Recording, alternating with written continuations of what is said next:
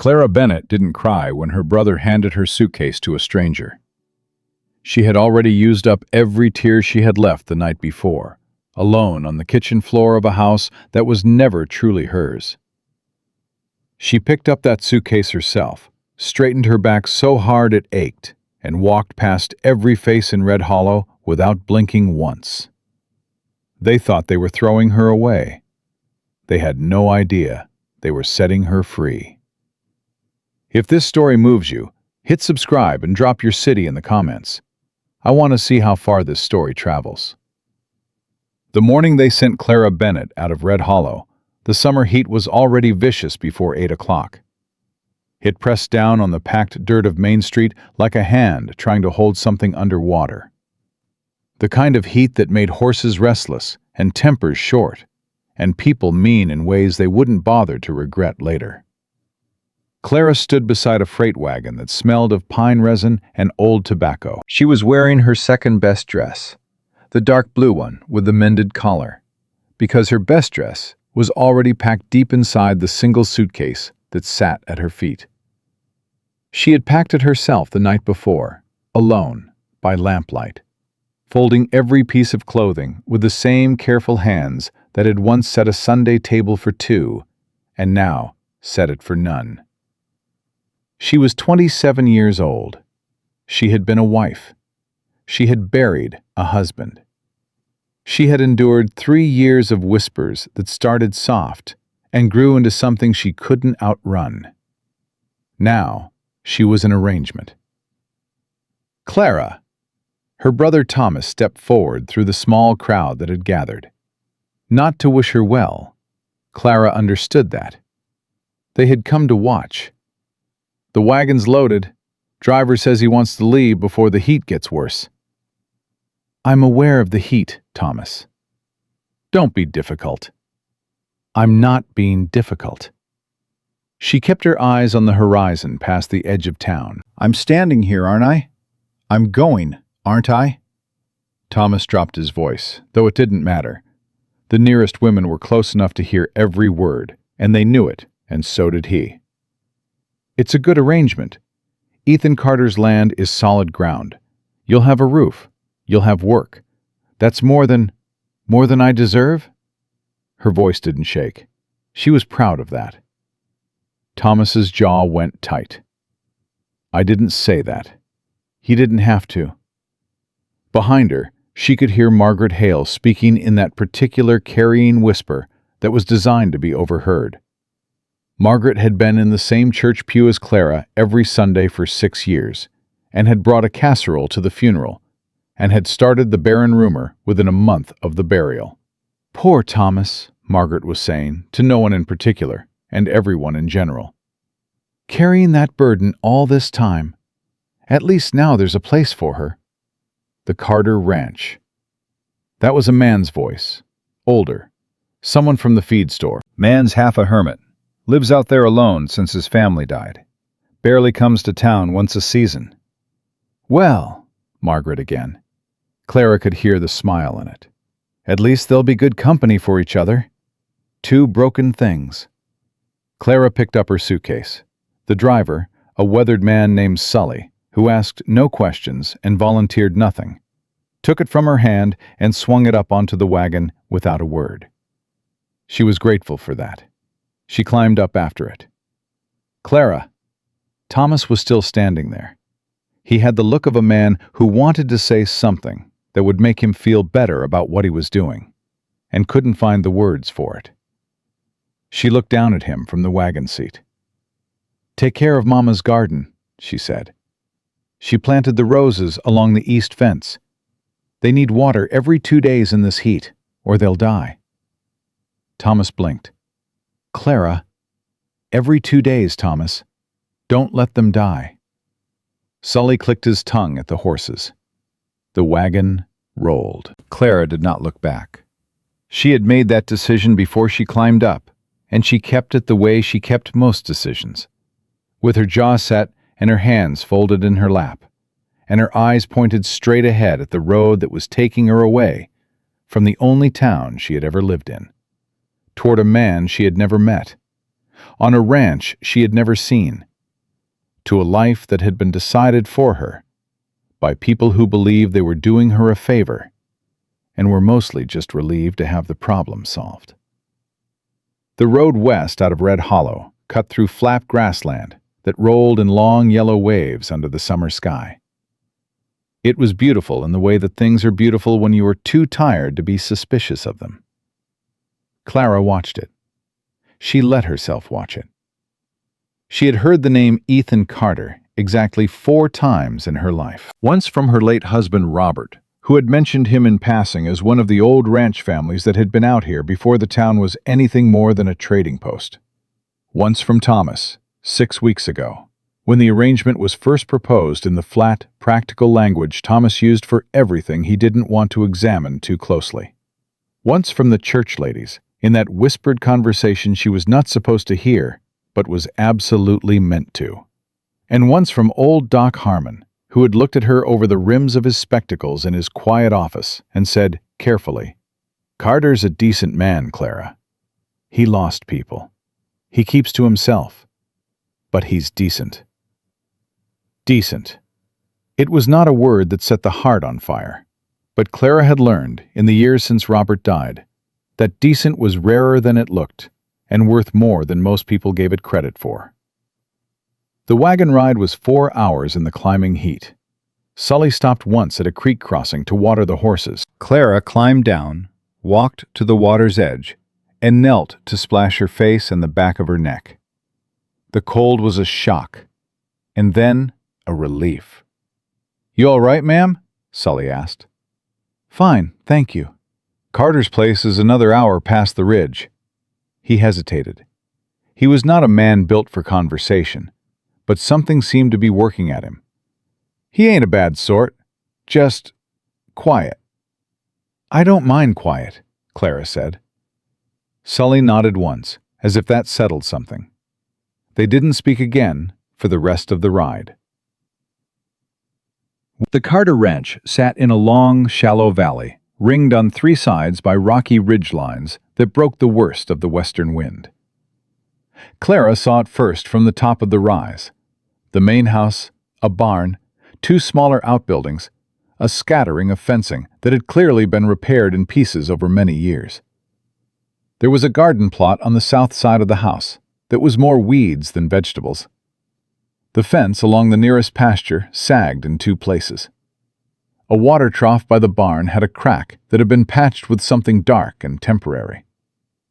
She catalogued these things not with judgment, but with the particular eye of a woman who had spent years keeping a house running and had never entirely stopped thinking that way, even after the house was gone.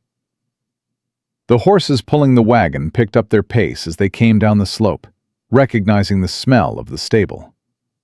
Sully drew them up in the yard. A man came out of the barn. He was tall, taller than she had expected, though she didn't know why she'd expected anything.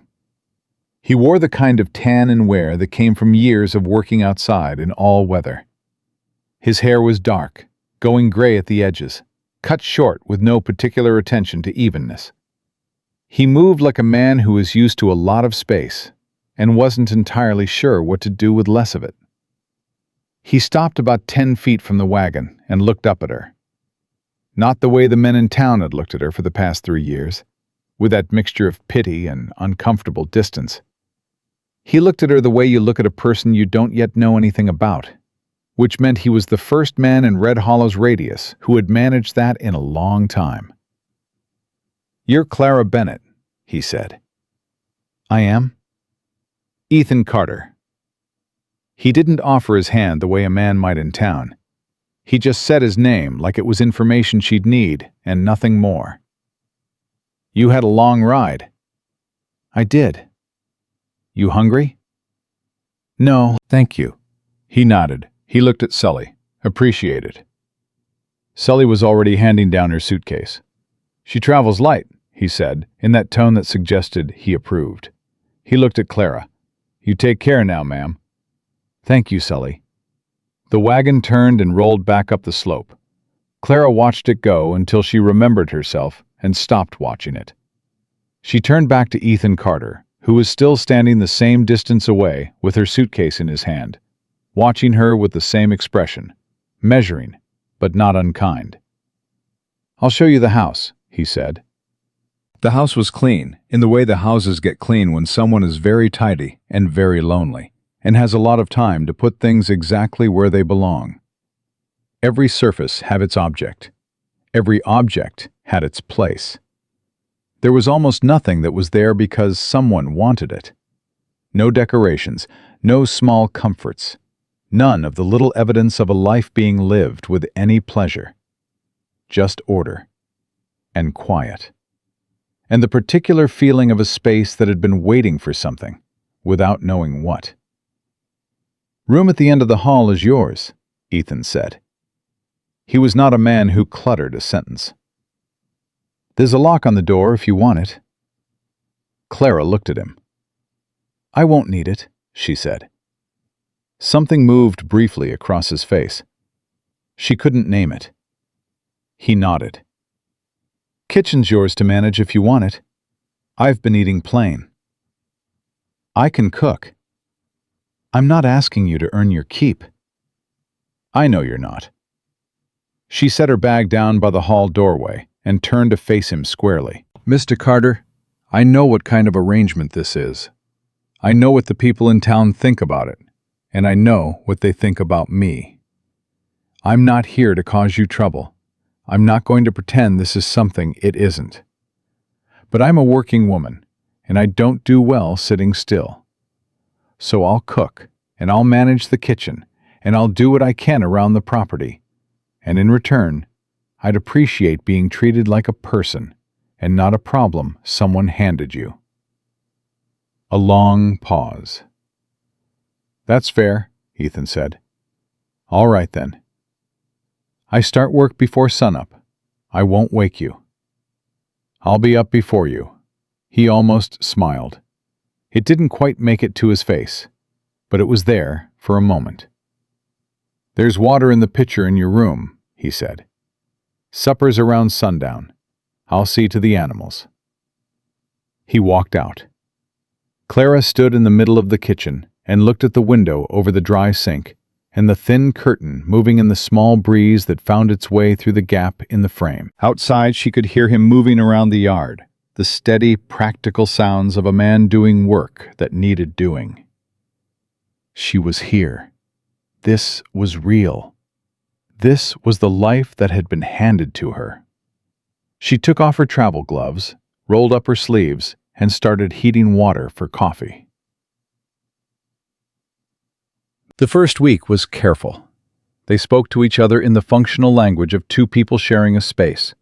Who would need the wagon that afternoon?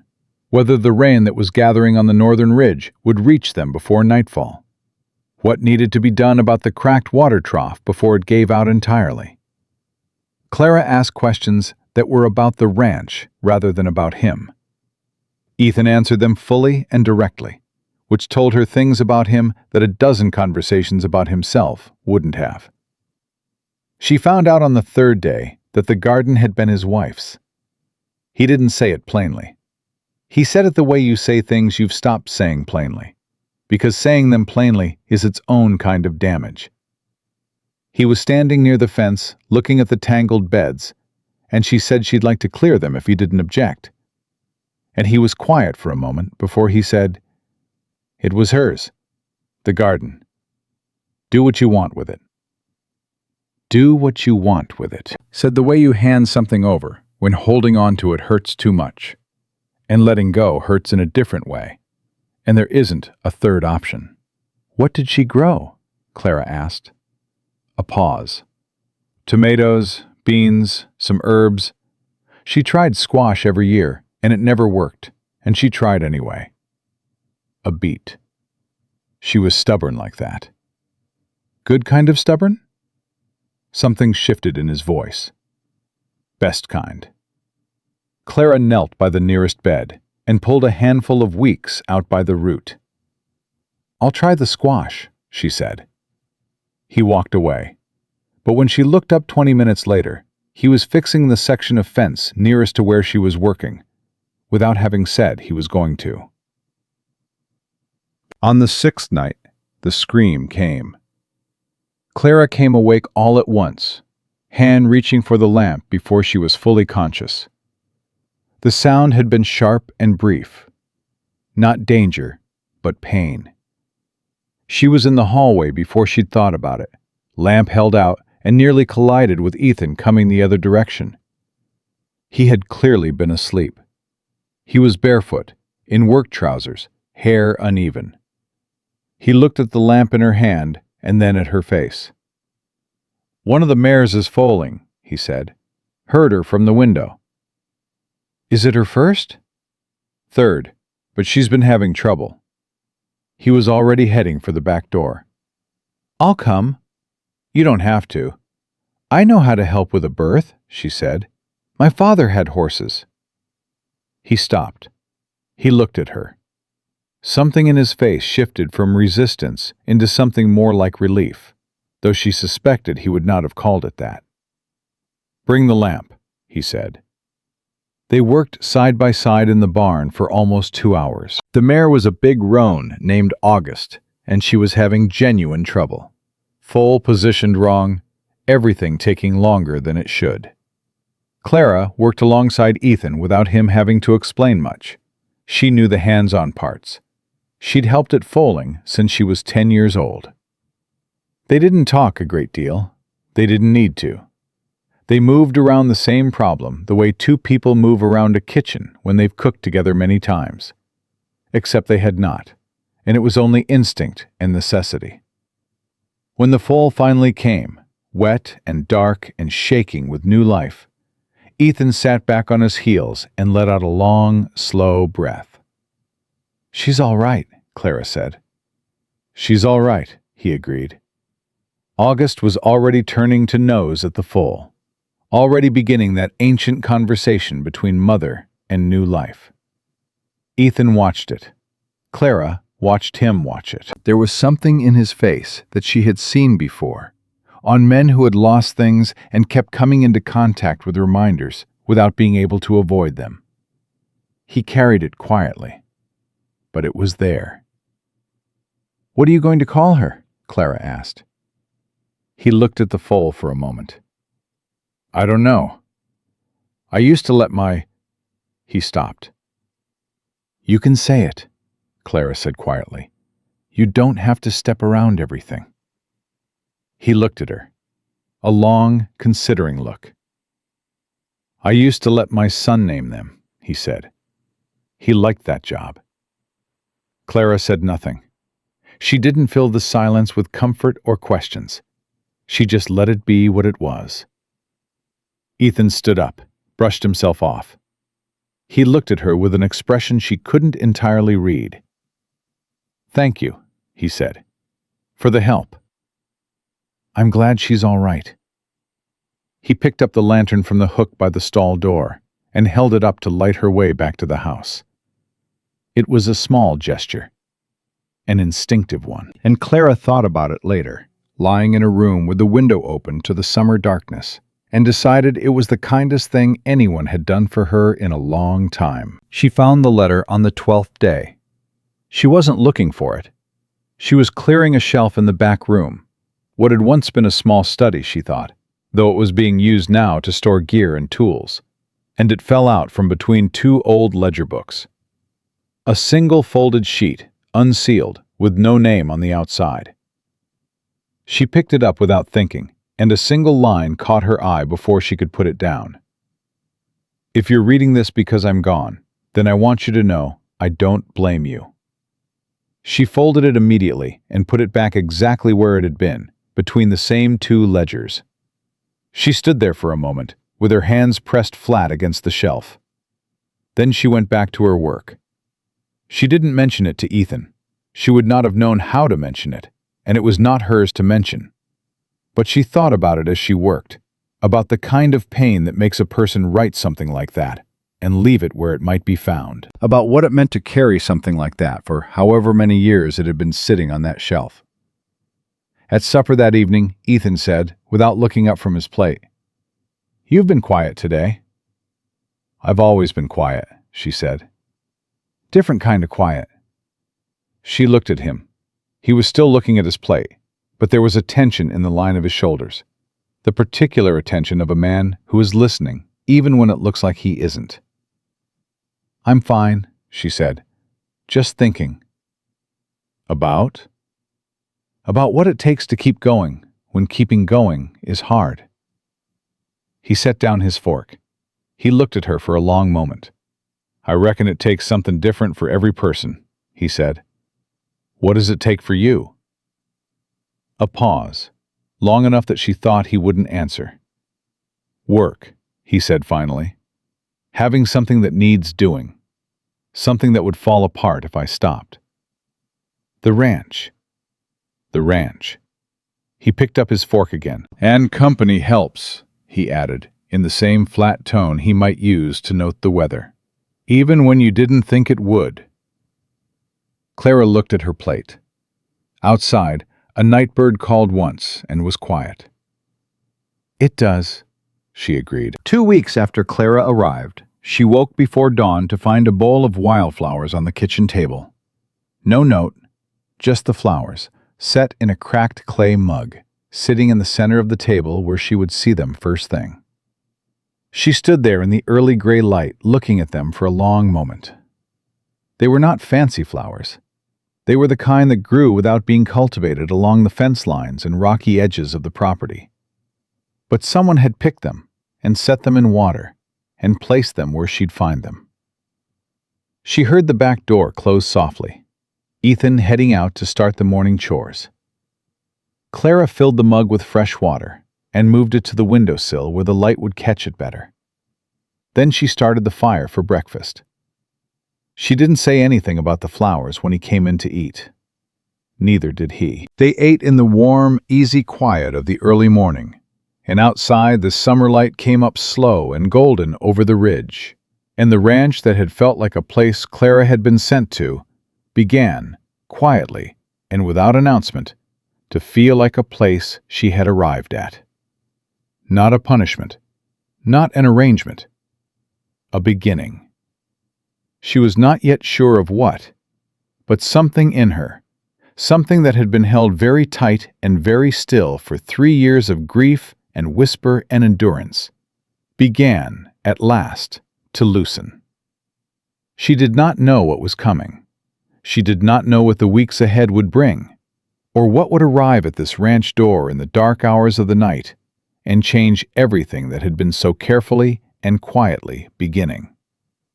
She did not know about the gunshots, or the strangers, or the choice that she and this quiet, wounded man would have to make that would cost them everything and give them something they had never thought to ask for. She only knew that this morning there were wildflowers in the window. And for the first time in a very long time, that was enough.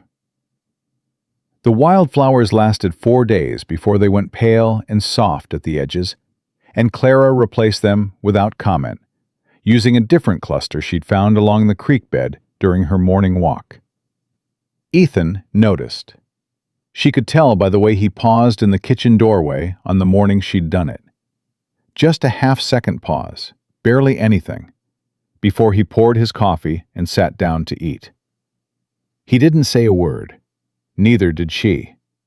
But something between them had shifted in those small, wordless exchanges, the way ground shifts before anyone feels the earthquake. Gradual, underground, real. By the end of the 3rd week, Clara had reclaimed the garden. She hadn't planned it as a project. She'd started pulling weeds on a Tuesday morning because the sight of the tangled beds was bothering her. And by Thursday, she'd cleared half of it. And by the following Monday, the whole plot was turned and ready. Ethan had watched her work without commentary, which she'd come to understand was his version of approval. When she asked him to check the fence along the south edge of the plot, he had it repaired before she finished asking the question. "You didn't have to do that today," she told him at supper. "Nothing else pressing." "There's always something pressing on a ranch." He looked up from his plate. "How'd you know that?" "My father ran cattle for 15 years before his knees gave out." She set her fork down. "I grew up working." I know what a working place looks like, and I know what it looks like when someone's been carrying it alone for too long." A silence. He didn't deny it. "How long has the hired hand been gone?" she asked. "Year and a half. And before that?" "Before that, I had 2. He said it flat. No self-pity. "But things got lean after I let them go." After. She had noticed that word. The way he used it as a door with no handle. After the sickness took his wife and his boy. After the ranch became something he was enduring rather than building. After the person he'd been stopped being someone he recognized. "The place can be what it was," Clara said quietly. "It just needs time and hands." He was quiet for so long that she thought he'd decided not to answer. Then he said, "You sound like you've thought about it." "I have." "Why?" She met his eyes. "Because I'm here, Ethan. And being here matters to me, even if it wasn't supposed to." He looked at her. Something moved through his expression that was too complicated to name. Not quite surprise, not quite gratitude. Something older and more careful than either of those things. "All right," he said finally. It wasn't a declaration. It wasn't a vow. But coming from him, in that voice, it meant something. Clara picked up her fork again, and the conversation ended. But its weight stayed in the room long after supper was cleared. That night she lay awake in the dark for a long time, listening to the summer sounds outside her window, and thinking about the word after, and what a person builds when the before is gone. She didn't have an answer, but for the first time in years, she found herself wanting one. The trouble with the Alderman brothers started on a Thursday. Clara was in the yard, hanging wash, when she heard the horses, 3 of them, coming down the ranch road faster than riders come when they mean well. She had the sheet in her hands, and she stopped moving. Something in the sound of it, the pace and the carelessness of it, put a cold feeling low in her chest. They rode in like they owned the ground. 2 were young, mid-20s, trail-worn, the kind of lean that isn't healthy. The 3rd was older, with a thick red beard and the eyes of a man who'd stopped worrying about consequences some time ago. The older one pulled up close enough to the yard that his horse's breath reached her. "Woman," he said, not as an address, but as an identification. The way you'd say fence post or water trough. "Carter on the property?" Clara set the sheet carefully in the basket. "Can I ask your business?" "You can ask." He smiled.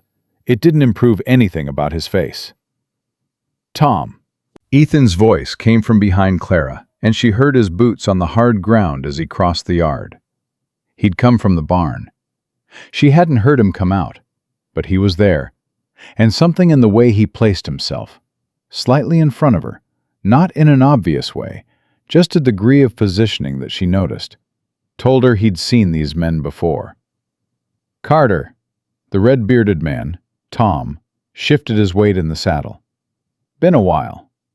"Not long enough." Ethan's voice was level, not aggressive, just flat in the particular way that is its own kind of warning. "What do you want?" "We're riding through. Thought we'd water the horses." "Trough's on the road a mile east. You passed it." "Trough's dry." Tom shrugged with one shoulder. "Thought a neighbor might extend a courtesy." "We're not neighbors." One of the younger ones shifted. His hand moved in a way that Clara catalogued without looking directly at it, and the cold feeling in her chest turned sharp. "Now, Carter," Tom said, his voice taking on a different tone. Softer, slower, more dangerous for it. "We're just asking for water. And I'm just saying no." Ethan didn't raise his voice. "You ride through my property, and you keep riding. If your horses need water, there's a creek 2 miles north. You know where it is." Tom looked at Ethan for a long moment. Then his eyes slid to Clara, a long, assessing look that made her want to step backward. But she didn't. She held her ground. And then back to Ethan. "You got a woman," Tom said. "You'd better ride," Ethan said. A pause that lasted 3 full seconds and felt like 3 minutes. Then Tom touched the brim of his hat in a gesture that carried more threat than courtesy, and turned his horse. The 2 younger men followed without a word. Clara stood still until the sound of the horses faded entirely off the property. Then she turned to look at Ethan. His jaw was tight, and he was watching the road with the focused stillness of a man waiting to confirm that a threat has actually left. "Who are they?" she asked. "Alderman brothers. Tom's the oldest. They run cattle across the border. Cattle that doesn't belong to them half the time." He finally looked at her. "You all right?" "I'm fine." She was. Mostly. "Are they going to come back?" He was quiet for a beat. "They work for Crowley. They were scouting." "What does that mean?" "It means Caleb Crowley has been pushing farther east for the last 6 months, and someone told him there's unclaimed grazeland past my south fence line." He turned back toward the barn and then stopped. "It means they'll be back. Not today, but they'll be back." Clara watched his back. "What do you do when they come back?" He looked over his shoulder at her. "Same thing I did today." "What if they come when you're not here?" He went very still. Clara picked up her wash basket. "I'm not saying it to frighten you," she said. "I'm saying it because I think we should both know the answer to that question before we need it." He turned around slowly. He looked at her the way he occasionally looked at her, like she was a thing he'd expected to understand, and kept not fully understanding. "Can you shoot?" he asked. "My father's daughter," she said. Something in his face changed. Not softness exactly, but something related to it. "I'll show you where the rifle is kept," he said. "I know where it is," Clara said. "I found it the second day. I was just waiting for you to offer." He stared at her. Then he made a sound that was, not quite a laugh, but the first sound she'd heard from him that was anywhere near one. "All right," he said. "All right." The mini-climax of the week came at 4 in the morning on a Saturday, when the sound of running cattle woke them both at the same moment. Clara had her boots on before she was fully awake. She was out the back door, pulling her hair back with one hand, when Ethan came around the corner of the house, already moving.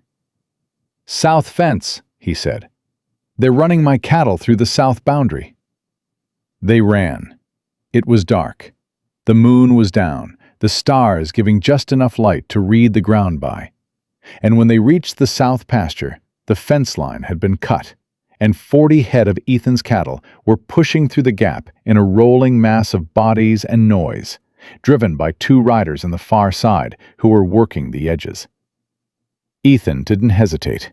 He went right, moving through the dark with the sureness of a man who knows every foot of his own land. Clara went left without being told to, because left was the open direction, and she understood cattle. And she understood that if she didn't close off the left flank, they'd lose half the herd into the dark plain before morning. She ran the fence line, shouting and waving until the lead cattle turned, then held her ground against the push of bodies and heat and noise, holding the line the way her father had taught her, steady, loud, present. The herd slowed. The riders on the far side peeled away and vanished into the dark. When Ethan found her 20 minutes later, she was leaning against the fence post with her hands on her knees, catching her breath. He was breathing hard too. He looked at her in the dark, just looked, taking stock, making sure she was whole. "The riders got away," he said. "I know. Did we lose any?" 3 head. Rest are turned." She straightened up. Her dress was torn at the hem from a nail she'd caught somewhere in the dark. Her hands were shaking slightly, which was adrenaline and not fear, or mostly not fear. "Crowley," she said. "His men." "What do we do?" "Tonight?"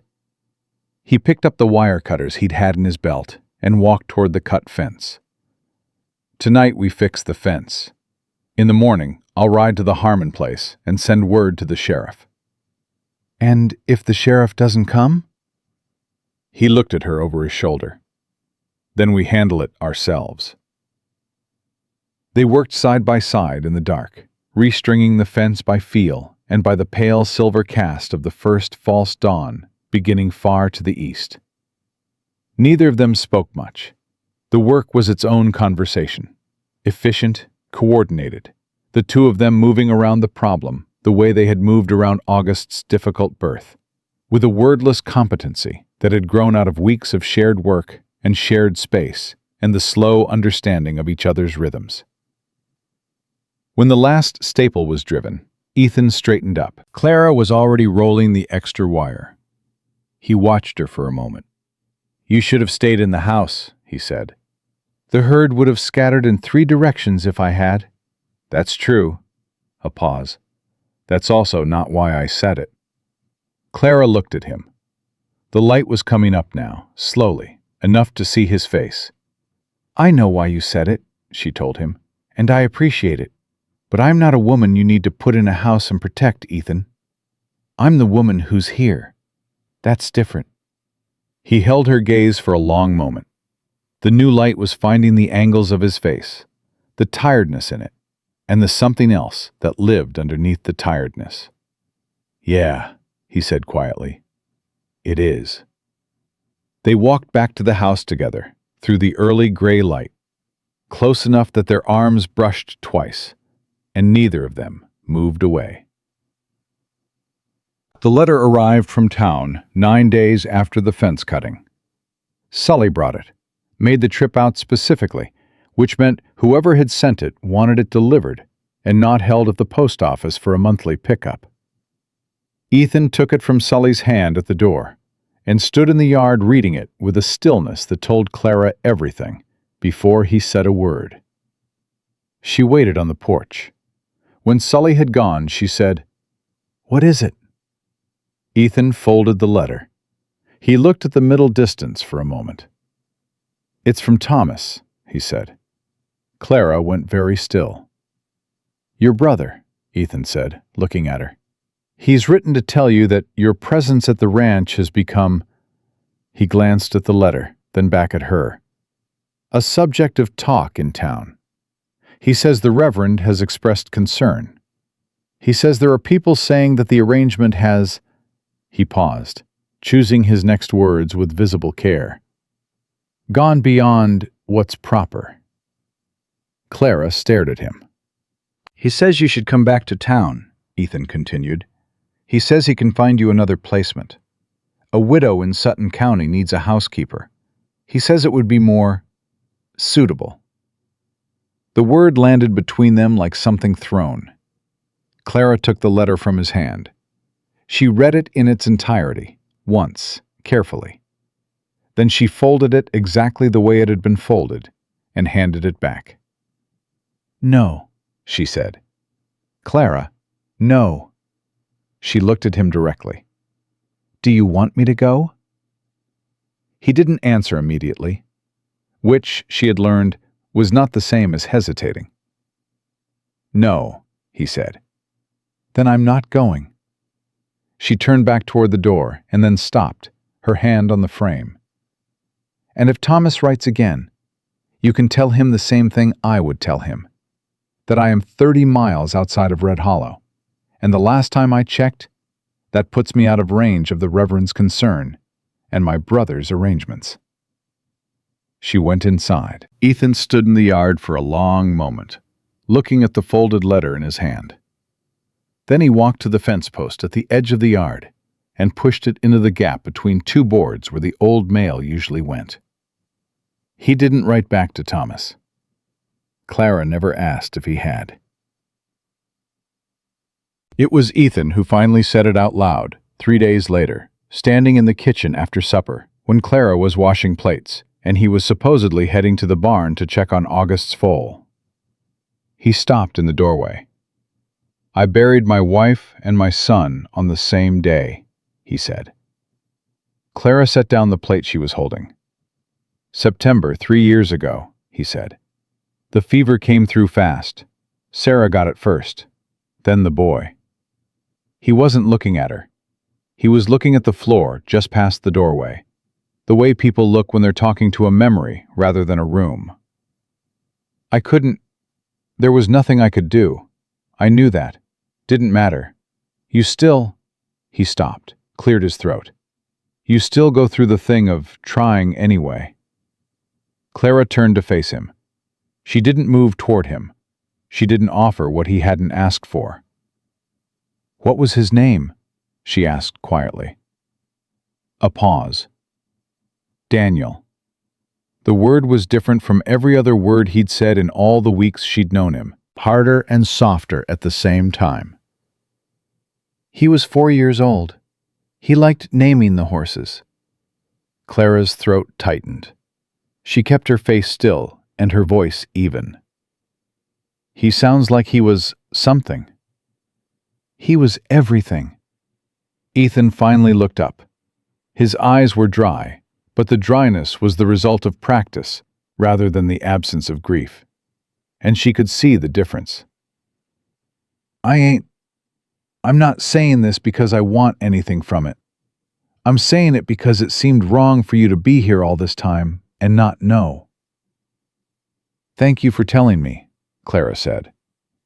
He nodded once. He started to turn. "Ethan," he stopped. "I lost a child too," she said. It came out smaller than she'd intended, quieter. "Not the way you mean. It was early. A few months in. Right before Robert got sick." She looked at her hands. "The town decided I was barren after Robert died with no living children. That's what they told. They didn't know the rest." The silence in the kitchen was not empty. It was full of the particular fullness that happens when two people show each other the truest and most breakable parts of themselves at the same moment. "I'm sorry," Ethan said. Just that. No filling it in. "So am I," said Clara. "For you and for me both." Outside, the summer dark had settled full, and the stars were enormous, and the ranch was quiet except for the sound of crickets, and somewhere far off, an owl working the night pasture. Ethan didn't go to the barn. He pulled out a chair at the kitchen table and sat back down. Clara poured 2 cups of coffee. They sat across from each other in the lamplight for a long time, not talking much, not needing to. Two people who had each thought they were alone in a particular kind of loss, and had just discovered, quietly and without ceremony, that they were not. It was the closest thing to peace that either of them had felt in years. Neither of them noticed the rider who passed the property line in the dark. Slow, deliberate, without a light. Looking. The rider came back the next morning, not alone. Clara was at the well when she heard them. 5 horses this time, not 3. And they came down the ranch road at a deliberate walk that was somehow worse than the speed of the previous visit. Speed could be nerves. This was intention. She left the bucket and walked straight to the house. She had the rifle down from its place and loaded before the first horse cleared the gatepost. She was back on the porch, rifle held at her side and not raised, when Ethan came out of the barn, still pulling on his jacket. He saw the riders. He saw Clara. He saw the rifle. He walked to the porch without hurrying and stood beside her. "You loaded it already," he said quietly. "I didn't figure we had time for the courtesy of loading it in front of them." He almost said something, decided against it, turned to face the riders. There were 5 of them, and Tom Alderman was not among them. These were different men, older, quieter, the kind of quiet that belonged to men who had done enough in their lives that they no longer felt the need to announce themselves. The one at the front had a gray hat and a gray beard, and a way of sitting a horse that said he had spent more of his life in the saddle then out of it. He stopped 10 yards from the porch. "Carter," he said. "You're on my property," Ethan said. "State your business, or turn around." "My name is Vance. I ride for Caleb Crowley." He said the name the way men say the names of people they've decided are beyond argument. Flat and final, like a fence post being driven. "Mr. Crowley has an interest in the land along your south boundary, the unclaimed graze section past your fence line." "That land runs adjacent to my water rights," Ethan said. "Anything upstream of my creek affects my water. Crowley knows that." "Mr. Crowley is prepared to make a purchase offer." "Tell Mr. Crowley I'm not selling." Vance looked at him without expression. "He thought you might say that." "Then he already has his answer." He also thought, and here Vance's eyes moved, briefly and deliberately, to Clara, and then back to Ethan, that your circumstances had changed since spring, that you might be more motivated to consider financial arrangements, given the additional responsibility.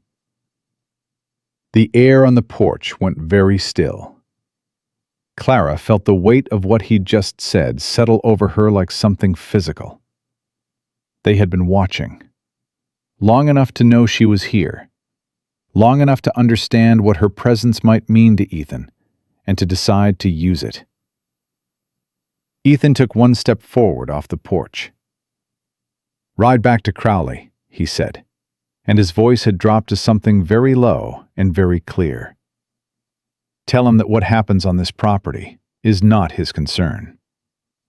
Tell him the land isn't for sale, and tell him that the next time he sends men onto my property without an invitation, we're going to have a different kind of conversation."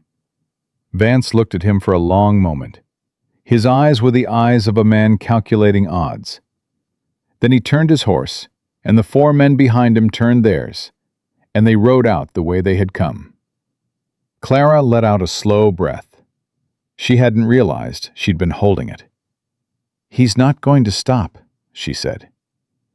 "No," Ethan said. "He's not." "Then what do we do?" He turned to look at her. There was something new in his expression.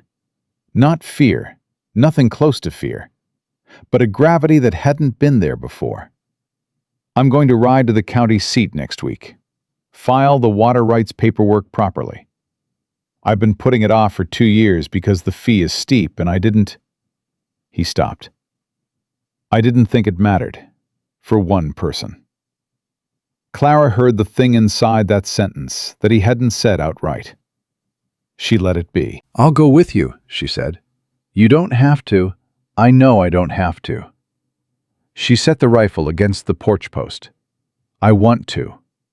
2 names on the paperwork are harder to argue with than 1. He looked at her hands, then at her face. "2 names," he repeated. "If that's all right." A pause, long enough to be a decision rather than a hesitation. "That's all right," he said. The strangers arrived 4 days later, just before dark. Clara heard the horse first, just one, moving erratically, the stumbling gait of an animal near its limit. She was in the yard, and she saw it come over the rise, alone, no rider. And then she saw the rider, a man, draped over the horse's neck, barely holding. He was gripping the mane with both hands, and his back was soaked through dark. She was running before she'd made the decision to run. "Ethan!" she called behind her, already moving. The horse stopped at the fence line, too tired to go further. Clara reached it and caught the bridle, and the man nearly fell. She got a shoulder under his arm on instinct and took his weight, staggering but holding, until Ethan was there and they had him between them. He was young, maybe 20. His face was white under 3 days of dust, and something on his left side had bled through his shirt and dried and bled again. "Easy," Clara said. "We've got you." The young man's eyes found her face. He grabbed her wrist with a grip that was stronger than he should have had. "They're behind me," he rasped. Don't let them—" Then he went completely limp. They carried him inside. Clara had the wound uncovered and assessed in under 2 minutes. A knife cut along the ribs. Deep enough to be serious. Not deep enough to be immediately fatal if they handled it right. She sent Ethan for boiled water and the medical kit without having to explain herself. "You've done this before," Ethan said when he came back with the kit. "Cattle country upbringing," she said, not looking up from her work. "You learn." The young man's name was Jesse. They got that much from him when he surfaced briefly while Clara was stitching. He said it without being asked, like he needed them to know there was a name to him. "Jesse what?" Clara asked. "Pruitt." A pause, a long, careful breath. "Jesse Pruitt from Abilene." What happened to you, Jesse Pruitt from Abilene? His eyes went to the window. "Are the doors locked?" Ethan moved to the front door without a word. Clara heard the bolt. Jesse looked at the ceiling. "I worked for Crowley. 3 months. I didn't know what I was getting into. I thought it was ranch work." He swallowed. "When I found out what they were really running, I tried to leave. They don't let you leave." The kitchen went very quiet. "He's coming for me," Jesse said. "Crowley. He'll send Vance." His eyes went to Ethan. "I need to get to the county sheriff. I have papers, documents, things I took when I ran." He tried to move, and Clara put a firm hand on his shoulder, and he stopped. "My saddlebag. I need my saddlebag." "I'll get it," Ethan said, already at the door. Jesse grabbed Clara's wrist again. "You shouldn't have brought me in," he said. "They'll come here." "You'd have bled out in that saddle by midnight," Clara said. "Yes, ma'am." His grip loosened slightly. "I know. I'm telling you what it's going to cost you." "Let us worry about what it costs," Clara said. "You rest." Ethan came back with the saddlebag and something else. He set both on the table. The something else was a small bundle wrapped in what had once been a shirt. "It was tied under the bag," he said. He was looking at the bundle with an expression that was hard to read. "Inside the roll." Jesse's head turned on the pillow. "Don't open that," he said, and his voice had changed completely. All the pale exhaustion suddenly replaced by something urgent and awake. "That goes to the sheriff. Nobody opens that." "What's in it?" Ethan asked. "Evidence." Jesse's jaw set. "Everything Crowley doesn't want the county to know. Land deeds, forged titles, names of men he's paid." He paused. "And the deed to your south boundary land. The original. In your grandfather's name. Crowley's been claiming it's unclaimed territory, but it isn't. It never was. It's yours. It's been yours for 30 years. He's been forging the county records." Ethan went very still. Clara looked at him. She watched the thing move through his face. Shock first, then a cold and settling fury. Then something else that was harder to name. A kind of grief for all the years he'd spent on a piece of land without knowing what was being done to it behind his back. "How long has he been working this?" Ethan said. "At least 5 years," Jesse said. "Maybe longer. He picks isolated men. People who don't have lawyers. Don't have—" He glanced at Clara. "Don't have anyone checking." The word isolated hung in the air. Ethan looked at Clara. Clara looked back. "We need to get him to the county seat," she said. "He can't ride," Ethan said. "Not tonight. But in 2 days, if that wound doesn't turn, he can sit in a wagon." She looked at Jesse. "Can you manage 2 days?" "I can manage 2 days," Jesse said. "The question is whether Crowley's men let you have them." They did not. Vance came back that same night. Clara heard the horses at 10:30. More this time, She could tell by the layered sound of hooves. And she was up and had a hand on Ethan's door before the knock was halfway down. He was already awake. "How many?" he said. "6, maybe 7. He was on his feet, dressed, rifle in hand. Clara already had hers. "Jesse stays down," Ethan said, "no matter what. He stays in that room with the door shut."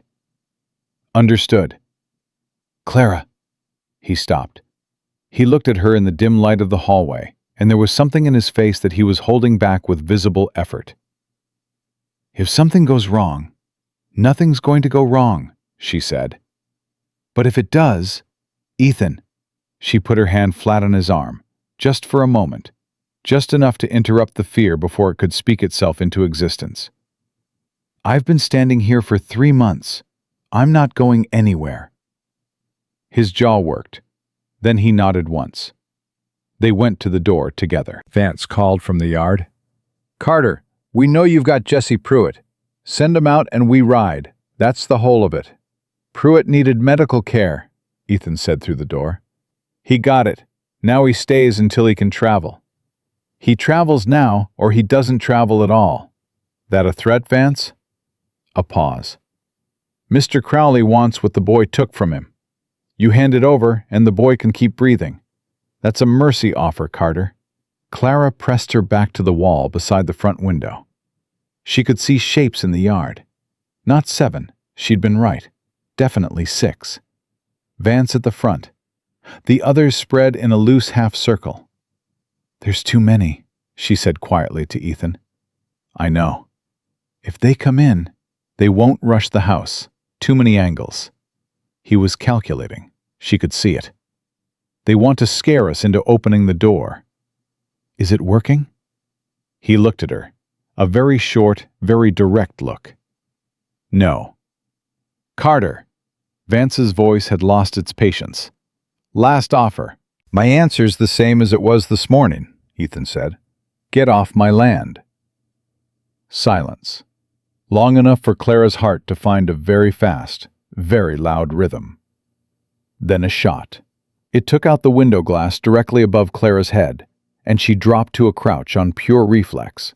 And everything after that happened very fast. Ethan returned fire through the broken window. Clara moved to the side door, kicked it open, came out low on the porch's blind side. 2 of the riders had come around to flank the house. She could see them plain in the moonlight. And she raised the rifle and fired over their heads, not to hit, to redirect. And it worked. They pulled back, horses shying hard. Ethan's voice from inside. "Clara, get back in!" "I'm fine," she said. Another shot from the yard. She heard it hit the house frame. She fired again, this time lower, and she heard a man shout and heard a horse wheel away. Then silence. Real silence. The kind that follows when the decision gets made. Vance's voice came again. Different now. Tighter. Less arranged. "Crowley will come himself. You understand that? You've just made sure of it." "Tell him we'll be ready," Clara said. A very long pause. Then the horses turned and left. Clara sat down on the porch step because her legs decided it was time. Her hands were shaking in the way they'd shaken after the cattle run. Adrenaline burning off, the body reclaiming itself. She pressed them flat against her thighs and breathed. Ethan came around the side of the house. He stopped when he saw her sitting there, and she saw the full weight of his relief cross his face unguarded for just a moment before he got it under control. "You hit one of them," he said. "Winged one. He'll live." "Clara, I told you I was my father's daughter." He sat down on the step beside her, not touching, but close. Close enough that she could feel the warmth of him in the night air. "You told Vance we'd be ready," he said. "We will be." "Crowley is not like Vance. He's not—" He stopped, started again. "He doesn't come himself, unless he means to finish it." "I know. I need you to understand what that means." "Ethan." Clara turned to look at him directly. I grew up in cattle country. I buried a husband. I got sent 30 miles out of town to live with a stranger because the people who were supposed to love me decided I was a problem to be solved. She held his gaze. I know what hard things look like. I'm not frightened of Caleb Crowley. He looked at her for a long time. The moonlight was stark and honest, and the yard around them was quiet and scattered with the evidence of what had just happened. I am, he said quietly. Not for myself. The admission landed between them without ceremony. Clara understood its weight. She understood what it cost a man like him to say that plainly. She turned back to look at the yard. Then we make sure he has nothing to come for, she said. Jesse and those documents get to the county seat. If the sheriff has that evidence, Crowley has no play. He can't move against us without exposing himself. We can't get Jesse to the county seat with Crowley's men watching every road. No. Clara was quiet for a moment. But we know someone who can get word through. She looked at him. Sully. Ethan stared at her. Sully's a freight driver. Sully drives freight between here and the county seat twice a week. He doesn't ask questions. He minds his own road. She paused. He told me you weren't a bad sort when he dropped me off. That means he has an opinion of you. Men who have opinions can be asked. Something changed in Ethan's face. He stood up. He reached a hand down to her. She took it, and he pulled her to her feet, and he didn't let go immediately, just held her hand for 1 moment. 2. In the dark of the porch, with the night air moving warm over both of them, and the broken glass on the floor inside, and Jesse asleep in the back room, with his evidence and his terrible knowledge. All right, Ethan said. His voice was very low. We send for Sully in the morning. Clara looked at their joined hands, and then at his face, and she understood, with the particular clarity that comes at moments of real danger, when everything unnecessary falls away, that something had happened between them that could not be undone. Not a decision, something earlier than a decision, the kind of thing that is already true before you name it. She did not name it. There was too much ahead of them still, too much that could go wrong, too much that Crowley hadn't yet done, too much night still between them and morning. But she held onto his hand for that 1 moment before letting go. And Ethan Carter, a man who had stopped reaching for things 3 years ago, did not pull away. Inside the back room, in the dark, Jesse Pruitt slept with the saddlebag pressed against his chest like a second heartbeat. And none of them heard, in the far distance, the sound of a rider approaching, not from the direction of the road, but from the north, riding fast, carrying something. The rider from the north was a woman. Clara saw that first, before anything else, because the way a person sits a horse at speed is different depending on who they are. And this rider was leaning forward with a particular urgency of someone who has come a long way fast and is not yet sure they've come far enough. She pulled up hard in the yard, and the horse skidded on the dry ground, and she was off before it fully stopped, one hand gripping the saddle horn to catch herself, the other pressed to her stomach. That was when Clara saw the rest of it. The woman was young, younger than Clara, barely 20, with dark hair falling loose from a braid that had given up somewhere on the road. She was wearing a man's coat over a dress that had seen better weeks. Her face was white with exhaustion, and something deeper than exhaustion. And she was very, very pregnant. "Help me," she said, and her voice broke on both words. "Please. I've been riding since yesterday morning. I didn't know where else." She stopped. Her knees buckled. Ethan caught her before she hit the ground. Clara was already moving. "Get her inside," Clara said. She had a hand on the woman's face in 2 seconds, checking temperature, checking the color of her lips, reading what the body was saying. The body was saying several alarming things at once. She's running a fever."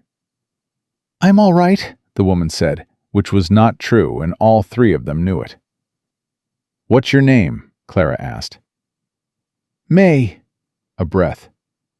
"May Pruitt." Ethan and Clara looked at each other over her head. "Jesse's sister," Clara said. May's eyes, which had been sliding toward closing, snapped back open. "You know Jesse?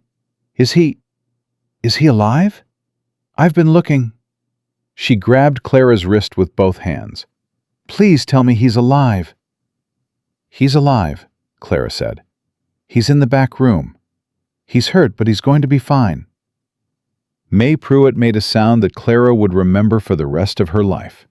Something between a sob and a laugh.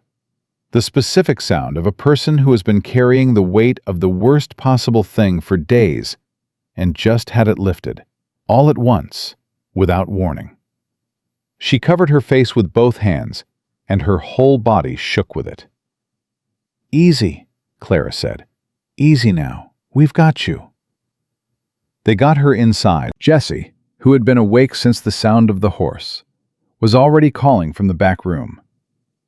Clara heard his voice go from cautious to disbelieving to something raw and undone as his sister's voice answered him through the wall. When she opened the door between them, Jesse sat up too fast, and Clara had to step in and push him back down before he tore his stitching open. "Sit down," she said firmly. "That's May. I know who it is. Sit down, Jesse. I mean it." He sat. May went to him, and they grabbed each other's hands across the bed and started talking at the same time, in the rushed, overlapping way of siblings who have been separated and frightened, both of them trying to tell their story and hear the others simultaneously. Clara left them to it. She went to the kitchen where Ethan was standing by the window, watching the road north.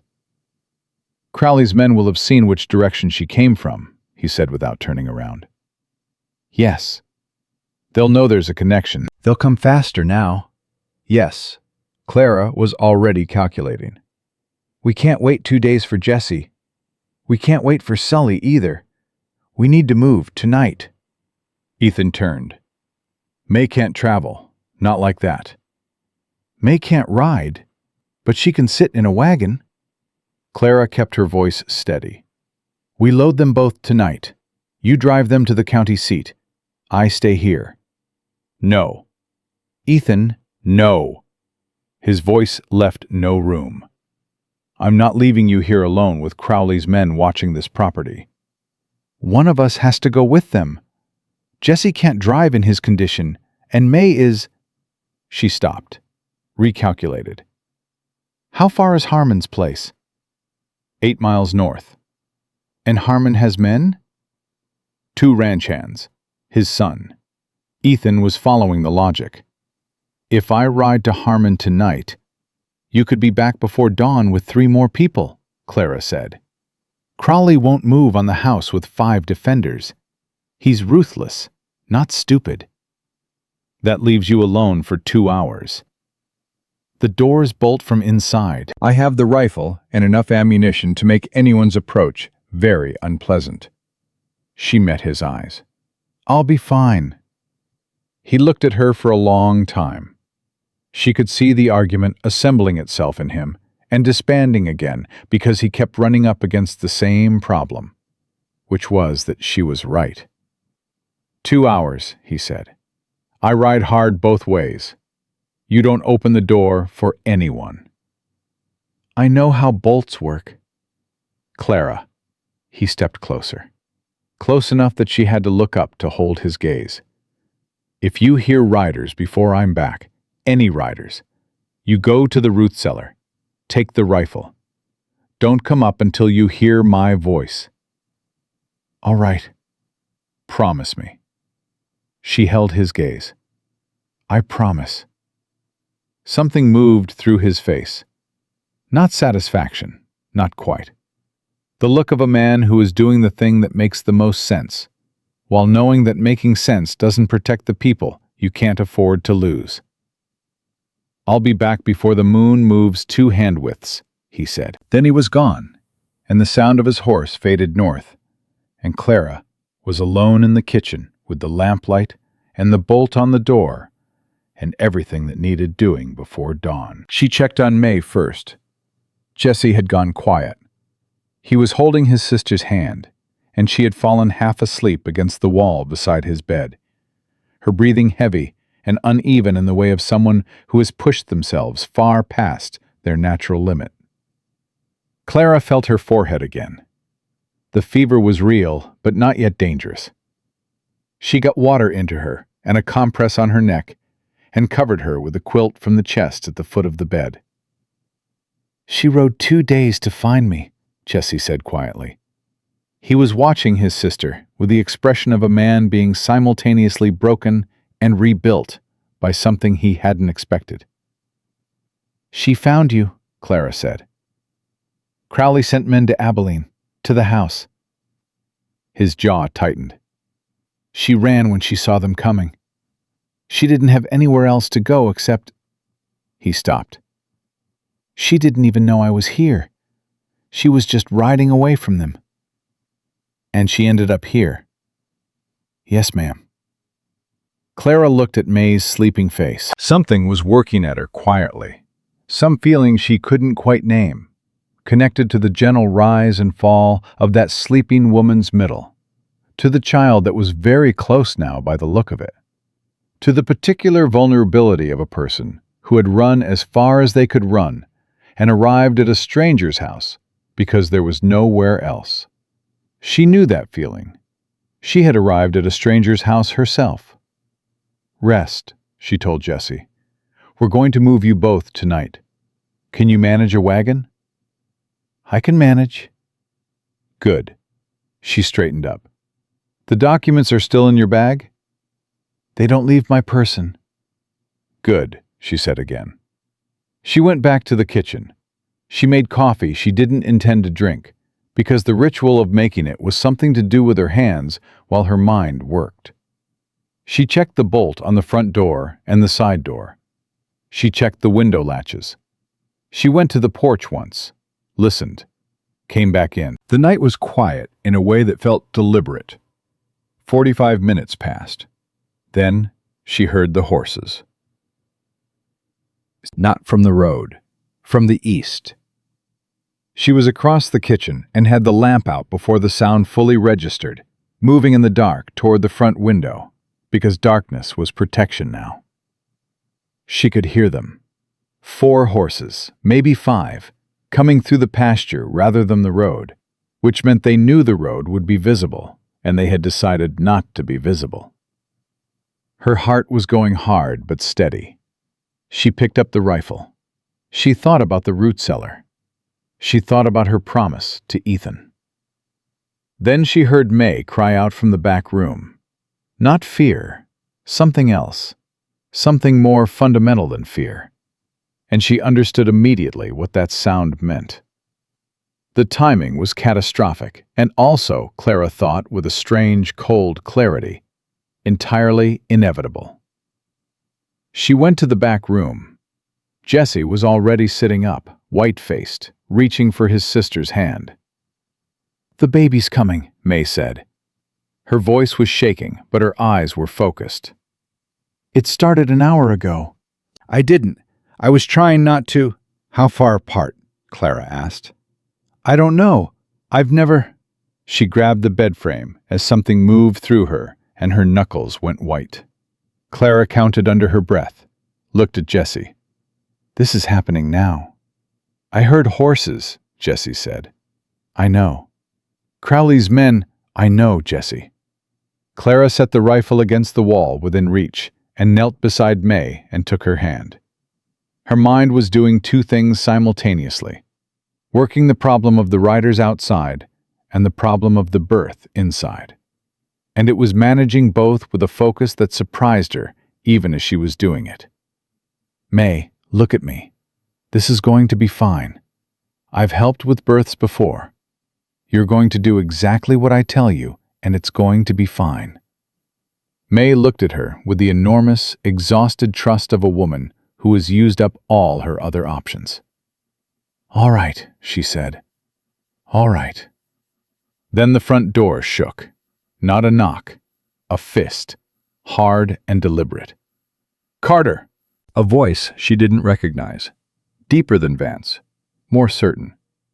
We know you're in there. We know the girl is in there too. Open the door and this ends clean. Jesse's hand went for the saddlebag. Don't move, Clara said to him, quiet and absolute. She squeezed May's hand once. Don't either of you move and don't make a sound. She picked up the rifle and walked to the front door. Ethan Carter isn't here, she said through the door, loud enough to carry. A pause. Who are you? Clara Carter. The name came out of her mouth before she had decided on it, and she felt the truth of it settle over her like something that had been waiting to be said. This is my home, and I'm telling you that my husband isn't here, and you are trespassing on private property, and if you don't remove yourselves right now, I'm going to start making that rifle-shaped hole in this door. Another pause. She could hear them talking, low and fast, just below the range of understanding. We want Jesse Pruitt, the voice came back. He has property belonging to Mr. Crowley. You hand him over, and his property with him, and we leave without incident. Jesse Pruitt is a guest in my home, and he's staying that way. Clara kept her back against the wall beside the door, not in front of it. You want to argue property rights? Come back with the county sheriff. You come through that door without him, you'll wish you hadn't. A long silence, then a different voice, lower, quieter. The voice of a man who is accustomed to being the last word on any subject. Mrs. Carter. Clara's grip on the rifle tightened. My name is Caleb Crowley. The voice was educated, deliberate, the voice of a man who had learned that patience was more frightening than anger. I want you to understand that I hold no personal grievance against you or your husband. I'm a businessman with a business problem. The young man in your house took documents that belonged to me. I'd like them returned. That's the entirety of this. Then you should have kept better control of your documents, Clara said. A very short silence. Then, I'm going to ask you one more time, and I'm going to answer the same way I answered the first time. From the back room, very faint, Clara heard May make a sound she was trying to suppress. She pressed her teeth together and kept her face toward the door. You're a brave woman, Crowley said. Foolish, but brave. I'm giving you 1 minute. Clara calculated. Ethan had been gone over an hour. He could be on his way back. He could be 15 minutes out. He could be 5. She needed to buy time without giving Crowley a reason to come through the door before Ethan arrived. Mr. Crowley, she said, I'll make you a counter offer. A pause. He was listening. Those documents go to the county sheriff, regardless of what happens here tonight. Jesse Pruitt has already made arrangements. You can't stop that by taking him. The only thing you can do by coming through that door is add assault and murder to the charges that are already waiting for you at the county seat. She kept her voice even and measured. Or you can ride away tonight and have the option of disappearing before the sheriff acts. That window is closing, but it's still open. Silence. Clara counted her own heartbeats, got to 11. You're bluffing, Crowley said. Try me, Clara said. 14. 15. Then she heard it. Horses from the north. Fast. More than one. The particular sound of men riding with purpose and not bothering to be quiet about it. Ethan's voice carried across the dark yard like a crack of thunder. Crowley, get your men off my land. More voices. Harmon's voice. His son. The ranch hands. 4 men at least, and they'd come in from the north road where Crowley's men couldn't see them until they were already there. Clara heard the shift in the yard. the sound of horses moving, the sound of a situation recalculating itself. Crowley's men had come prepared for a lone woman. They had not come prepared for 5 armed men arriving from a direction they hadn't covered. "This isn't over, Carter," Crowley said, and his voice had changed. Still controlled, but compressed. The voice of a man filing something away rather than abandoning it. "No," Ethan said, "but tonight it is." The sound of retreating horses. Clara stood at the door with her hand on the bolt and her forehead pressed against the wood and her eyes closed, and she counted to 10 slowly before she let herself breathe normally. Then May cried out from the back room, louder now, and Clara was already turning. "Ethan!" she called. The door opened and he was there, reading her face in a single second, already following her toward the back of the house.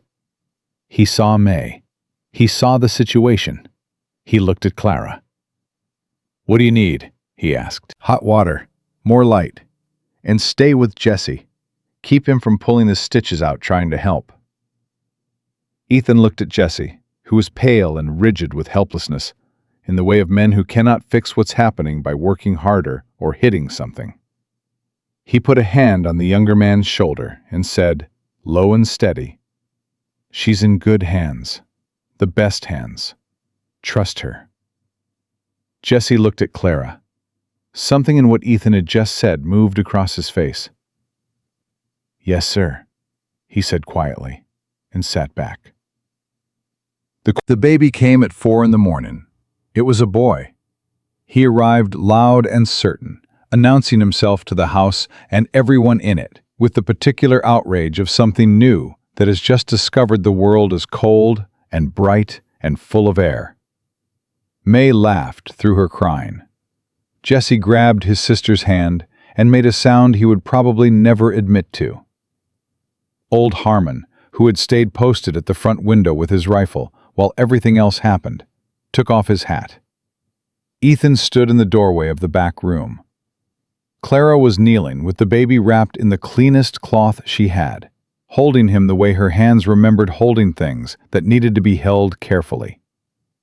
She looked up and found Ethan watching her, and the expression on his face was something she had not seen from him before.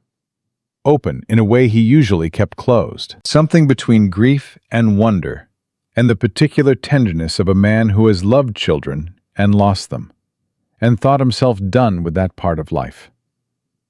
She stood and crossed to him and held the baby out.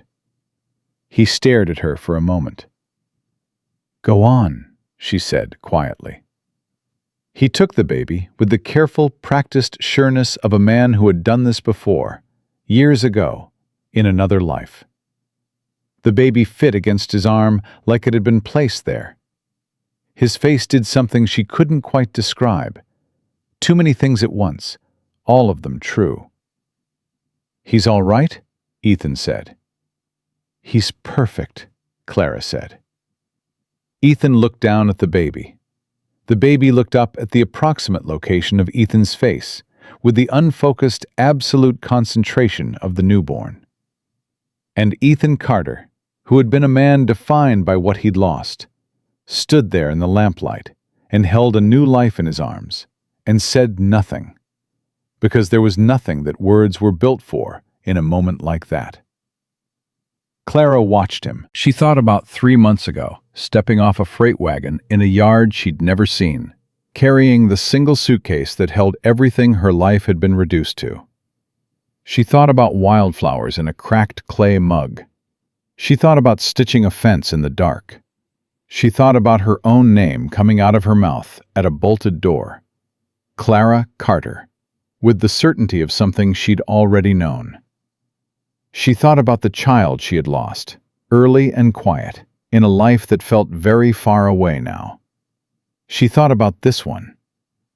May's voice came from the bed, rough with exhaustion and something luminous underneath it. "What do I call him?" Clara looked at her. May was looking back, not at Jesse, not at Ethan, at Clara, as if the answer was hers to give. Clara looked at Ethan. Ethan looked up from the baby. His jaw worked once. Then he said, very quietly, "Daniel was a good name." The room was still for a moment. May said, "Then Daniel it is." Clara turned away toward the window before anyone could see her face. The eastern sky had started to go from black to the deep blue that comes just before the gray, and the ranch outside was quiet in a way that was no longer ominous, but simply early. Simply the world resting before it began again. Behind her, she heard Jesse say, "We need to get those papers to the sheriff. First light." "First light," Ethan agreed. "Crowley won't wait long." "No," Ethan said, "but he'll wait until morning. He's not a man who moves in the open without planning it first. We've got a few hours." "You sound certain," Jesse said. "I'm not," Ethan said honestly, "but I'm choosing to be." Clara almost smiled at the window. She heard that. She recognized it. It was the same choice she had made every morning for 3 years. The choice to be certain when certainty wasn't available. To keep moving when staying still felt safer. To hold on when everything around you was suggesting you let go. She turned back to the room. "Sleep," she said to May. "All of you. I'll watch until first light." "Clara," Ethan started. "You rode 8 miles and back and held off Crowley's men and delivered the most important news of that boy's life," she said. "Sleep." He looked at her. The baby was back in May's arms now, and Ethan's were empty. But something in his face had changed permanently in the last half hour, and they both knew it. "Wake me in 2 hours," he said. "I will." He held her gaze for one moment longer than was necessary. Then he went to the chair by the back wall and folded himself into it, and was asleep in under 3 minutes. The way working people sleep when they finally allow themselves. Completely, without reservation. Clara sat in the doorway, with the rifle across her knees, and listened to the house breathe. May asleep with her son. Jesse, with his eyes closed and one hand on his saddlebag. Harmon's son at the front window. Harmon himself dozing at the kitchen table. And Ethan in the corner chair with his arms folded and his face finally quiet, finally still. The lines of it softer in sleep than she'd ever seen them. She watched him for longer than she meant to. Then she turned her eyes back to the door and the dark beyond it, and the pale line that was beginning very slowly to separate the earth from the sky. Whatever was coming next was still coming. But right now, in this room, everyone she cared about was alive and breathing and safe. That was enough for tonight. That was more than enough. She was still watching when the sky turned gray and then gold, and the first real light of morning came through the window and laid itself across the floor like a quiet promise. Ethan was awake before Clara had to wake him. She heard him move in the chair and looked over and found him already sitting forward with his elbows on his knees, watching her with the clear eyes of a man who had not wasted his sleep, but used it fully and was now done with it. He looked at the light coming through the window and then at her face, and he read both without asking a single question. "How long?" he said. 20 minutes until full light." She stood up from the doorway, working the stiffness out of her back without making a production of it. "Harmon's boy is still at the front window. No movement on the road. Crowley's regrouping." Ethan was already on his feet. He lost the advantage of surprise, and he knows it. He'll be working out a new approach. "Which means we have a window." "Narrow one." He looked past her into the back room. May was asleep with the baby on her chest. Jesse was awake, eyes open, watching the ceiling with the look of a man doing calculations. "Is he fit to travel?" "He'll say yes, regardless of what his body says," Clara told him. "But I think he can manage the wagon. The wound is clean. If we keep it wrapped tight and the road isn't too rough, he won't tear it open. Road to the county seat is rough in 3 places, Ethan thought for a moment. We go north to Harmon's first. Leave May and the baby there. She can't travel that road. She won't want to be separated from Jessie. No, but she'll understand. He looked at Clara. You're coming. It wasn't a question. She had noticed he'd stopped asking her things as questions, when the answers were things he'd already decided he needed. I'm coming, she said. Jessie was harder to convince about May than they'd expected. He sat on the edge of the bed with his jaw set and his hand on his sister's, and he said, flat and immovable, She stays with me. Jessie, Clara kept her voice even. That baby is 12 hours old. May has a fever that hasn't broken. The road to the county seat will take 3 hours in a wagon on the best day, and today is not the best day. She looked at him directly. You want to protect her. The way to protect her is to leave her somewhere safe with people who can care for her while you finish what you started. Jessie looked at his sister. May was awake now, listening, with the baby tucked against her and her face tired and clear. Go, May said. May? Jessie. Her voice was quiet, but it had the same quality his did when he meant something finally. You rode for 3 months with those documents. You got cut and you kept going. You rode 2 days injured to find the right person. She shifted the baby slightly. Don't stop now, not when you're this close. Jessie looked at his nephew. The baby had his fist pressed against his own cheek and was sleeping with the total commitment of the newly born. I'll come back for you, Jessie said. I know you will. May almost smiled. You always do. He looked at Clara then, and what was in his face was the particular trust that forms between people who have been endangered together. Unearned by ordinary measures, but absolutely real. You'll be with him the whole way? The whole way, Clara said. He nodded. One short, decided nod. All right. They were moving before the sun was fully up. Harmon rode ahead to clear the path to his own property and send his son back to watch the Carter ranch. Ethan drove the wagon with Jessie in the bed and Clara on the seat beside him and the saddlebag between Jessie's hands, like it was the most important thing in the world, which in the ways that mattered most, it was. May stood in the doorway of the Carter house as they pulled out of the yard, holding Daniel against her chest with both arms, and she watched them go with the expression of a woman who has decided to trust something bigger than her fear. Clara watched her until the ridge took her from sight. She'll be all right, Ethan said quietly, without taking his eyes off the road. I know she will, Clara said. They rode in silence for a while. The morning was cool the way summer mornings are cool only in the first hour before the heat remembers itself. And the grass on both sides of the road was still dark with dew, and there was a quality to the light that Clara associated with new beginnings, which she understood was her own sentiment and not the light's, but she allowed it. You called yourself Clara Carter, Ethan said. He said it the way he said most things, plainly, without ornamentation, just setting the fact in the open air between them, where they could both look at it. Clara kept her eyes on the road ahead. Her heart had picked up its pace slightly. I did, she said, at the door, when Crowley's men came. A pause. You said, my name is Clara Carter. This is my home. I remember. You want to tell me about that? She turned to look at him. He was looking at the horses, giving her the option of his profile rather than his full attention, which she had learned was the way he gave people room when room was what they needed.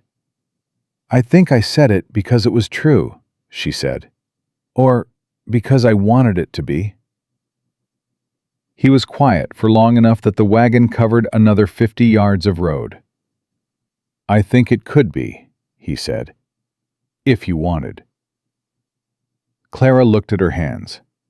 3 months ago, she had sat on a freight wagon with a single suitcase and the specific dignity of a woman who has nothing left to perform for anyone. She had been sent away like a letter nobody wanted to receive. She had arrived at a stranger's house and found a man who was also a stranger to himself, moving through the life he'd survived without much sense of why. And now, here they were. On a road in the early summer light, with a young man and his saddlebag full of evidence, and a story that was not finished, but had turned, somewhere in the last 3 months, into something neither of them had planned. "I think so too," she said quietly. Ethan's hands shifted on the reins. It was not a large movement, but she saw it. "I'm not," he started. Stopped. Tried again. "I'm not a man who says things easily." "I know. "But I want to say this right." He finally looked at her, straight on, the way he did when he was done managing things sideways. "You're the best thing that's come to that ranch in a long time. Maybe ever. And I'd like you to stay. Not as an arrangement." He held her gaze. "As my wife. As the real thing. If that's something you'd choose, knowing everything you know." Clara looked at him, at the tiredness in his face and the steadiness behind it, at the man who had put wildflowers on a kitchen table before dawn and said nothing about it, Who had held her hand in the dark outside a house full of danger and not let go until she did. Who had taken a baby in his arms in the middle of the night and said a name out loud that had cost him something real. "Yes," she said. Just that. He didn't need it dressed in more words than that, and neither did she. Ethan looked back at the road, but the line of his jaw had changed, and something in the set of his shoulders had changed, and she felt the change in him, the way you feel a held breath released. From the wagon bed, Jesse's voice came, rough and careful. "I ain't listening." "Yes, you are," Ethan said. "Not a word of it," Jesse said. Clara laughed. It came out of her completely without permission, real and sudden and full. The kind of laugh that surprises you because you'd forgotten you were capable of it. She felt Ethan's arm brush hers as the wagon hit a rut, and neither of them moved away. They hit trouble at the second creek crossing. 2 riders, waiting. Not Vance. Not anyone Ethan named out loud. But the way they were positioned, one on each bank, blocking the narrow ford, said everything about who had sent them. Ethan pulled the wagon up short. "Stay," he said to Clara. Not commanding, asking. "Ethan!" 30 seconds. He was already climbing down. He walked toward the riders at the pace of a man who has decided on something and is giving the other party the chance to reconsider. His rifle was in his hand, held low, visible without being raised. "You're blocking a public crossing," he said. The nearer rider said, "Mr. Crowley sends his regards. Says you've had time to reconsider." "Mr. Crowley is going to need a good lawyer before the week is out," Ethan said. "Tell him the regards aren't appreciated and the crossing is needed. We've got instructions, and I've got a rifle and 20 years of patience, and not a great deal of either left this morning." Ethan's voice hadn't raised. It had done the other thing, gotten quieter and more absolute. "Move your horses." A silence. Both riders looked at each other, looked at the rifle, looked at the wagon where Clara sat straight-backed on the seat, and Jesse had appeared from the wagon bed, holding his own rifle, with the careful posture of a man managing a wound and a weapon simultaneously. The nearer rider pulled his horse left. The farther one followed. Ethan walked back to the wagon, climbed up, clicked the horses forward. They crossed the creek without incident. Clara watched both riders until the bend in the road took them from view. "That's twice today someone's backed down," Jesse said from the back. "They're not backing down," Ethan said. "They're reporting back. Crowley wants to know what road we're taking." "Then he knows we're going to the sheriff." "He's known since last night." You think he'll try to get ahead of us? I think he'll try to intercept the sheriff first. Ethan pressed the horses into a faster trot. Which is why we're not going to the county sheriff. Clara looked at him. There's a federal marshal stationed in Caldwell, Ethan said. Takes half a day longer by road. But federal jurisdiction means Crowley can't pressure the local office first. Jessie was quiet for a moment. That's smarter. I've been thinking about it since last night. Ethan glanced at Clara. I should have said earlier. You were busy earlier, she said. The twist came at the Harmon Road junction, 2 miles before the Caldwell Fork. A rider was waiting there, alone. And when Clara saw who it was, her hands went very still in her lap. Thomas. Her brother sat his horse in the middle of the road junction, with his hat in his hands, and his expression, the specific expression, of a man who has done something he cannot undo and knows it. He looked older than she remembered, or maybe she was just seeing him differently now, from a different height. Ethan slowed the wagon. Thomas's eyes went to Clara, then to Ethan, then back to Clara. I heard there was trouble at the Carter Ranch, Thomas said. Harmon sent word into town this morning. I rode out. A pause. I wanted to make sure you were... I needed to know you were all right. Clara looked at her brother for a long moment. I'm all right, she said. Thomas swallowed. His hands worked his hat brim. Clara, I know what I did. Sending you out there the way I did. The way I talked about it. The way I let people talk. He stopped, started again. I told myself it was practical, that I was helping. You told yourself a lot of things, Clara said. Her voice was even, not cold, just honest. I know it. He met her eyes. I'm not here to ask you to forgive me. I'm here because you're my sister, and I spent the last 2 weeks not sleeping and finally had the decency to be honest with myself about why. He looked at Ethan. Carter, my sister, he seemed to be trying to find a word that was big enough. I should have done better by her. I'm sorry to you for that, as much as to her. Ethan looked at Thomas for a long moment. Clara felt him make a decision the way she had learned to feel him make decisions. Quietly, without announcement. She's been doing pretty well without much help from either of us, Ethan said. Thomas looked at Clara. Something in his face broke open slightly. I can see that. Thomas, Clara finally spoke. I'm not ready to have the conversation. Not today. Today we have something that needs doing, and it needs doing before Caleb Crowley decides to remove his evidence by removing Jessie. She held her brother's gaze. But I want you to ride back to Red Hollow.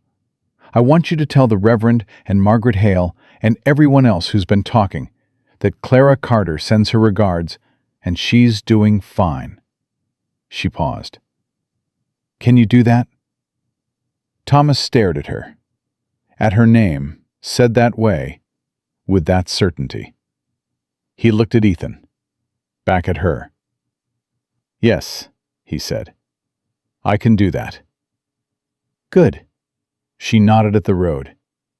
Go home, Thomas. He put his hat back on. He looked at her one more time, and what was in his face was something she decided to let herself see rather than turn away from. Genuine, undefended regret. The kind that doesn't ask for anything in return. Then he turned his horse and rode back the way he had come. Ethan clicked the horses forward without comment. Jessie's voice came from the back, gentle and deliberate. Still not listening. Neither Clara nor Ethan said a word. But this time she felt the warmth of him close on the seat beside her, shoulder to shoulder, and she let herself lean into it the smallest degree, and he let her. The federal marshal's name was Harding. He was a compact, gray-eyed man with the manner of someone who has heard a great many things and stopped being surprised by any of them a long time ago. He received Jesse Pruitt's saddlebag at his desk, undid the bundle with methodical hands, spread the documents in front of him, and read in silence for 4 minutes. Then he looked up. "How long have you been carrying these?" he asked Jesse. 3 months, sir, since I ran. "And Crowley's been active in this county? How long?" At least 5 years. The land records go back further. Harding looked at the documents again. He picked up one page, Clara couldn't see which, and read a section of it twice. He set it down. "I'm going to need your testimony," he said to Jesse. "Written and in person." Yes, sir. Whatever you need. Harding looked at Ethan. "The deeds to your south boundary, these are yours, the originals. We'll need to file corrections with the county land office, but that's administrative. It's not in question." He paused. "I'm sorry this sat undiscovered this long. That kind of thing doesn't happen without help from somewhere inside the local system." "I know," Ethan said. "I'm going to need a few days to move on Crowley properly. Do you have somewhere secure to stay in the meantime?" The Carter Ranch, Clara said. Harding looked at her, then at Ethan. Something in the way she'd said it settled the question without further discussion. "All right," Harding said. He looked at Jesse. "You're staying where I can reach you." Yes, sir, Jesse said. Harding stood and extended his hand to Ethan. They shook. He turned to Clara and paused, as if reconsidering his next move, and then extended his hand to her as well. She shook it. "You held that house last night," Harding said. Not a question. I did. "Against how many?" 6, counting Crowley. He looked at her with the evaluating steadiness of a man who is deciding whether to be impressed. He decided. "Good work, Mrs. Carter." Clara felt the name land differently this time. Not like something she'd claimed in urgency, like something that fit. "Thank you, Marshal," she said. Caleb Crowley was arrested 11 days later. Clara heard about it from Sully, who brought the news with the mail and a crate of dry goods and stayed for coffee, with the particular satisfaction of a man who likes to deliver good news. Harding had moved on 3 properties simultaneously and had taken Crowley at his own ranch house before dawn, along with Vance and 4 others. Tom Alderman had turned witness in exchange for a reduced charge. The land office in town had already received notice of the corrections to the county records. It was over. Sully drank his coffee and said, "Town's talkin', you know." "Town's always talkin'," Clara said. "Different kind of talkin' now." He looked at her with his straight, uncomplicated gaze. "More of the quiet kind. The kind people do when they've been proven wrong and don't quite know where to put it." Clara thought about Margaret Hale's carrying whisper. She thought about the crowd outside the church in the summer heat, watching her leave with satisfaction. She thought about how small all of that seemed from this kitchen, in this house, with the smell of coffee and the sound of Ethan outside in the yard, and August's foal running the fence line in the early morning. "Let them be quiet," she said. Sully nodded like that was the right answer. He finished his coffee and stood and put his hat on. He looked around the kitchen, at the herbs in the window, the mended curtain, the cracked clay mug that still had a wildflower in it, because Clara had kept the habit going all summer. "Place looks different than it used to," he said. "I expect it does," Clara said. "Good different," Sully said. He picked up his hat and went. Jesse came back for May 3 weeks after the arrest. He rode in on a hired horse, with his wound healed to a scar, and the letter from Marshal Harding in his pocket, confirming his testimony had been accepted and his obligation to the case was discharged. May was on the porch when she saw him coming down the ranch road, and she stood up so fast she knocked her chair back, and by the time he reached the yard, she was already down the steps with Daniel in her arms and the expression of a woman who has spent 3 weeks holding herself together by will alone and has just been given permission to stop. Clara watched from the doorway. Ethan came up behind her. Jesse held his sister for a long time. He took his nephew with the practiced awkwardness of a young man learning what to do with a baby, and Daniel looked at him with the serene evaluation of the very small and apparently decided he was acceptable because he didn't object. "What are you going to do now?" Ethan asked when Jesse finally came onto the porch. Jesse looked at his sister, at his nephew, at the document Harding had given him, the testimony certificate that was the only paper he had to his name that wasn't complicated. "Start over," he said. "Somewhere clean." "There's clean land 20 miles east of here," Ethan said. "Good grass, water access. Doesn't belong to anyone at the moment." He paused. "Harmon's been looking for a neighbor who'll work it honestly. Said so last week." Jesse stared at him. "I'm not saying it's easy," Ethan said. "Starting ground is hard. But it's yours to start." "Mr. Carter." "Ethan," Jesse looked at Clara. She could see him doing what young men do when they are given something real and unexpected, measuring whether they deserve it and finding the measure impossible. She knew that feeling from the inside. "Take it," she said simply. "Take the chance when it's offered. That's all any of us can do." Jesse looked at his sister again. May was holding Daniel against her shoulder, listening, and her face had the particular expression of a woman who is watching something good take shape in front of her and is not going to say a word that might disturb it. "All right," Jesse said. "All right then." The letter from Red Hollow came in late August, 6 weeks after the arrest. Clara almost didn't open it. She turned it over twice and looked at Margaret Hale's handwriting on the outside, and set it on the table and walked away from it, and came back to it twice more before she finally opened it. It was not what she expected. It was not an apology exactly. Margaret Hale was not built for direct apology. But it was something adjacent. A careful, constructed letter full of sentences that went most of the way toward saying something honest, and then pulled back slightly before committing. A letter that said, in the language of a woman who will not quite humble herself, but can no longer entirely hold her position, that she had heard about the trouble at the Carter Ranch, and that it was a brave thing, what Clara had done, and that she hoped Clara was well. And then, in the last paragraph, in the smallest handwriting, as if the size might make it easier to have written, "We were wrong about you. I was wrong about you. I think you always knew your own worth better than we gave you credit for. I am glad you are where you are." Clara read it twice. Then she folded it carefully and set it in the drawer beside Robert's photograph and the dried stem of the first wildflower Ethan had left on the table, which she had pressed flat and kept without saying why. She didn't respond to the letter. Not that week. Maybe not ever. She hadn't decided. What she had decided, sitting in the kitchen of a ranch house that had become her home in ways that had nothing to do with arrangement and everything to do with choice, was that the opinion of Red Hollow, good or bad, was no longer the measure of anything that mattered in her life.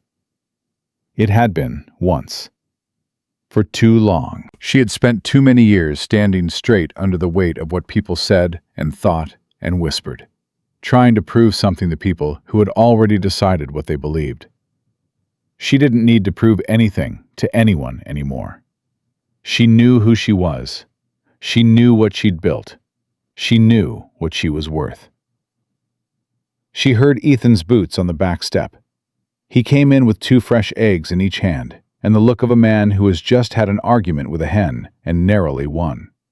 And she laughed before he said a word, and he stopped in the doorway and looked at her. "What?" he said. "Nothing." She stood up and took the eggs from him. "Supper's in an hour. Go wash up." He looked at her for a moment, the way he still sometimes looked at her, with that quality of not quite believing his own luck. Then he went to wash up without argument, which was one of the things she had come to love about him. He accepted good things when they came. He'd had to relearn how, but he was learning. She cracked the first egg, listened to him moving around the house, heard the familiar sounds of this life, the creak of the floor, the horses in the yard, the last of the summer birds doing their evening business in the garden she'd planted and coaxed into something real. The squash had come in, 3 of them, fat and improbable, against all the odds of the soil and the heat and the late start. She'd set them on the porch rail where Ethan would see them when he came out in the morning. She hadn't said anything about them. She didn't need to. He would see them, and he would know what they meant. That stubborn was still the best kind. That things planted in difficult ground could still come up whole. That the life his wife had tried to make in this soil wasn't gone, just waiting for the right season. Some things take longer than you planned. Some things take losing everything you expected and building again from the ground up with different hands and a different understanding of what you were building toward. Clara had been sent away as a joke. She had arrived as a burden.